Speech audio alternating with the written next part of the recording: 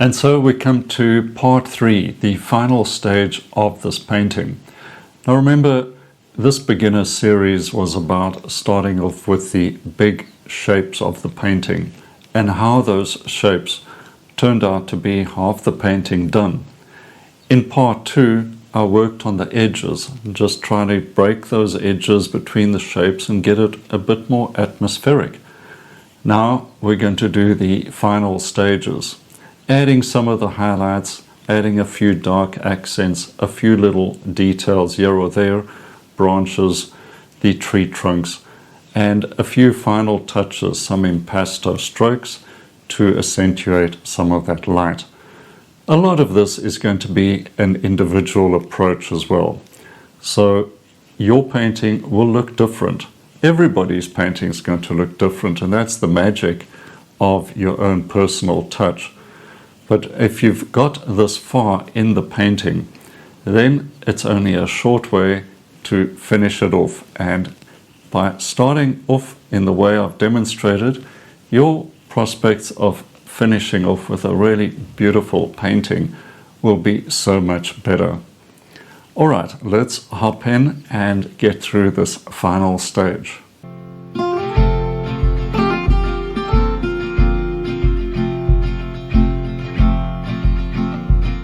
So this is where we've left off. Now carrying on with adding some lights and creating a little more volume to the shrubs and bushes on the left over here. And I'll carry on with this process throughout. I need to get more light through these trees as well. And it takes a somewhat smaller brush strokes as well, but I'm still using a number 6 long flat bristle brush. Just use it a little more carefully and you can get nice small shapes as well. A little more light on the top of those trees. When I'm painting at this stage, the painting has developed a life of its own, and I'm guided by the reference if I have one, but that becomes less important than what you've created in front of you. So now I'm looking for things like the path of the eye. Is there anything getting in the way of that? Are there any distractions? Then I'm looking for the light in the focal area. Over here, this is a secondary focal point, and I want to create some of those extreme lights that will link up with the light on the right-hand side focal area around the corner. The color in the roof, I've added a touch of cool red to that just to give a subtle grey warmth to that roof. It is catching sunlight. Yeah, I'm trying to get the shadow under the roof line, and that is a bit too strong, so that value is just too dark.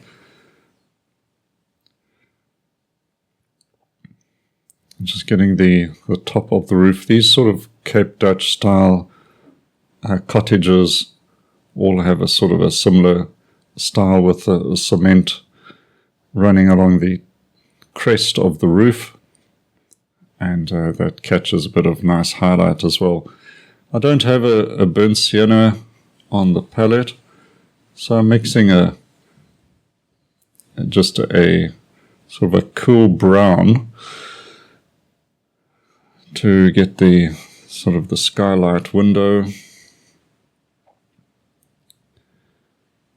Just get a coolish grey, blue or grey violet under the roof line for that little bit of a shadow, and then adding a bit of texture to the walls. It could be just streaks of discoloration, bit of mud, whatever it is that accumulates over time, just a little bit of texture to break up that flat surface.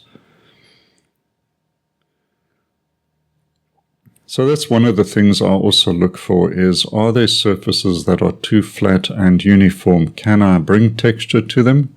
Do they need some dappled light? Are the edges too strong? Do I need to soften those edges a bit? Are there no edges at all? Here along the road, suggesting some edges. It could be a bit of green to suggest a bit of grass or something, but just to break up a area that might be just a little too flat. That's the main idea. So I'm going to mix up some color here for the trees to create some suggestion of tree trunks or something like that. Basically, I want a greenish and reddish complementary contrast, so I've got a lot of greens on there. I brought a bit of cadmium red light to help create a slightly warmer burnt sienna. Burnt sienna is, of course, a type of red, just a bit cooler, of course, so you can add blue if you want it, looking a bit more shadow-like. And I'm going to bring in some utility poles. And I like utility poles for one reason, and that is they add a nice strong vertical element, which sometimes just helps to relieve the organic shapes and add a bit of contrast, a bit of sort of a man-made structure, as it were, amongst the foliage. At the top of these poles, creating a little bit of a softer bluish color to it, because they will be picking up some of the reflected sky, and it also helps to make those shapes not look too hard and distracting either. A very dark value is extremely eye-catching against a light surface, so be careful. Those utility poles might look a little too strong and distracting from your organic shapes.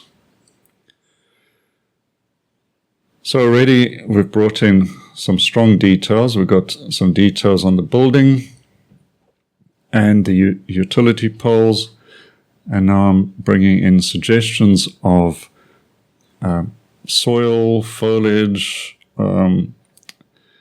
rocks, things like that. That'll come into the road surface as well. Once again, breaking up flat shapes, creating a bit more texture.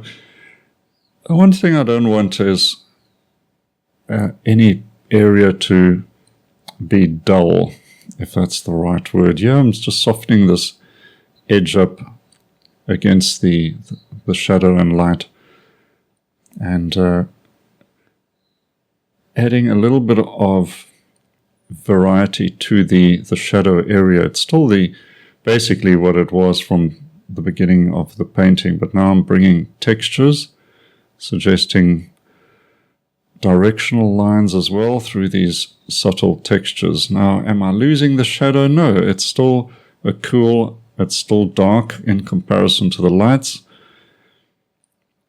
A road picks up, even in shadow, picks up a lot of indirect reflected light. So it's not going to be leaning to a very dark value, but as long as it remains in the shadow family of values, you're on the right track. Boosting some of this dappled light.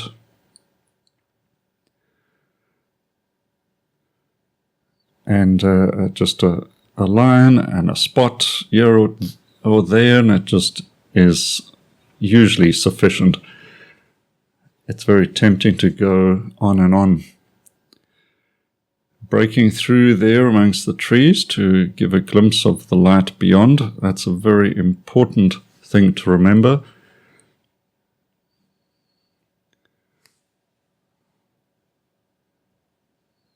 Always looking at seeing how I can get the eye to move into another plane in the painting. And these little illusions, you create a dark shape in the foreground, like the tree trunk, and then a light in between. You give the impression of looking between those tree trunks and seeing something beyond, or maybe you're catching a glimpse of something around the corner. These little spatial illusions are fun to do and are very rewarding for the viewer. So I've got to assess the scene. It's actually got a lot going on already. There's highlights, there's some impasto strokes here or there. So I'm going to just sign that off. I'm not necessarily finishing the painting because, like most artists, you find something to do. Soften an edge here. You can see that just needs a little bit more of an organic shape. And stand back, have a look.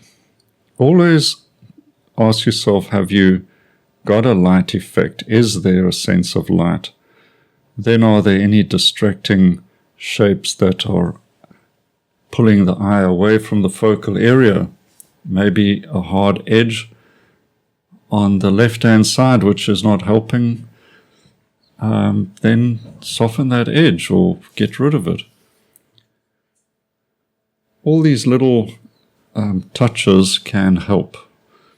Here I'm adding a few dark accents, maybe suggesting some stones in the road. That one's just a bit too hard and attracting too much attention on the left. So I'm going to blend it into the sidewalk area.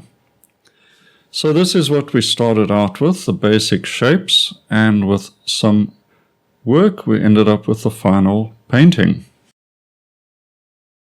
Well, I hope you've got some tips from this final stage of the painting as well. I was really pleased with how it turned out.